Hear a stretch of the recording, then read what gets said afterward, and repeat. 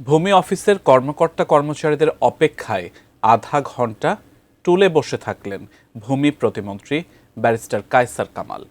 সকালে নারায়ণগঞ্জের সিদ্ধিরগঞ্জের ভূমি অফিসে গিয়ে অন্যরকম অভিজ্ঞতাই হলো প্রতিমন্ত্রীর। নারায়ণগঞ্জ প্রতিনিধি হাসান মজুমদার বাবলুর রিপোর্ট দেখুন। সকাল ৮টা ৫৫ নারায়ণগঞ্জের সিদ্ধিরগঞ্জের ইউনিয়ন ভূমি অফিসে আকস্মিক পরিদর্শন ভূমি প্রতিমন্ত্রী ব্যারিস্টার কায়সার কামালের। নিজ চোখে দেখলেন অফিস শুরুর সময় সকাল ৯টায়ও দরজায় ঝুলছে তালা। আমরা যে এলাকার মানুষ কোনো বিপদ গণ্য করা না।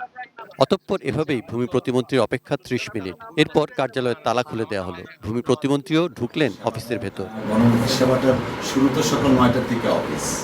পরে একে একে সিদ্ধিরগঞ্জ ভূমি অফিসের বিভিন্ন নথিপত্র দেখেন এবং কর্মকর্তাদের সাথে মত বিনিময় করেন। ভূমি প্রতিমন্ত্রী সেবা গ্রহীতাদের বিভিন্ন অভিযোগ শোনেন। সেবা গ্রহীতাদের নানা অভিযোগ, বিভিন্ন কাজের জন্য নির্দিষ্ট হারের চেয়েও কয়েক গুণ বেশি টাকা গোনেন তারা, জানান প্রতিমন্ত্রীকে। ভূমি অফিসে আসলে খাজনা খাস লেগে আছে।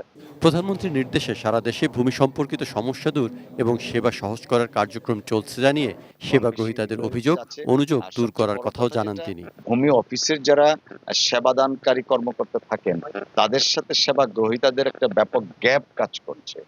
ওনারা প্রপারলি এক্সপ্লেন করছেন না কোন কাজটা কতটুকু সময় লাগবে, কতদিন সময় লাগতে পারে।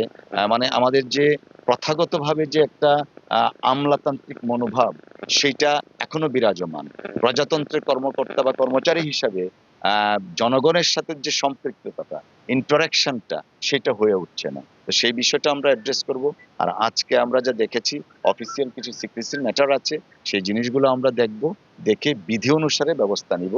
সৈকত Dasgupta, desk report, ATN news.